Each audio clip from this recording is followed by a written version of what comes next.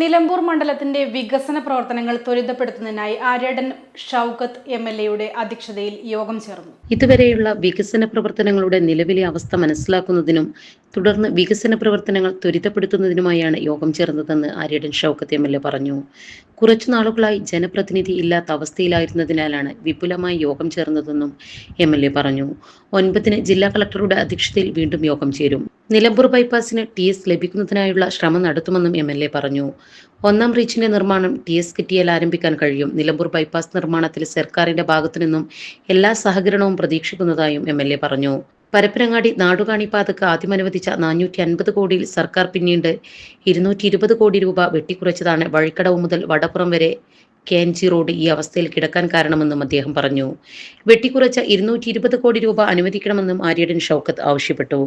താഴെ ചന്തക്കുന്ന് മുതൽ വെളിയംതോട് വരെയുള്ള ഭാഗവും എടക്കര മുതൽ പാലുണ്ട വരെയുള്ള ഭാഗവും മലയോര ഹൈവേയിൽ വരാതെ പോയത് നാടുകാണി പരപ്പനങ്ങാടി പാതയിൽ നേരത്തെ തുക ഉൾപ്പെടുത്തിയിരിക്കുന്നത് കൊണ്ടാണ്.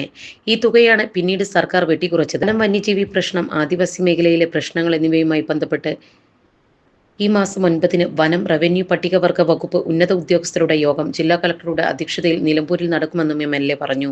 ജില്ലാ panchayat vice president Ismail Muthedam, M Gopinath, പൊതുമരാമത്ത്, roads bridge, Kerala road fund corporation, water authority, Jal Jeevan, block panchayat, വനം, എഞ്ചിനീയറിംഗ് വിഭാഗങ്ങളിൽ നിന്നുൾപ്പെടെ വിവിധ വകുപ്പ് ഉദ്യോഗസ്ഥർ പങ്കെടുത്തു. നമ്മുടെ സംതൃപ്തിയേക്കാൾ വിലപ്പെട്ടതാണ് നമുക്ക് വേണ്ടപ്പെട്ടവരുടെ സന്തോഷം. പരിശുദ്ധമായവ ഹൃദയപൂർവ്വം സമ്മാനിക്കുമ്പോൾ നമ്മുടെ സന്തോഷവും ഇരട്ടിയാകും.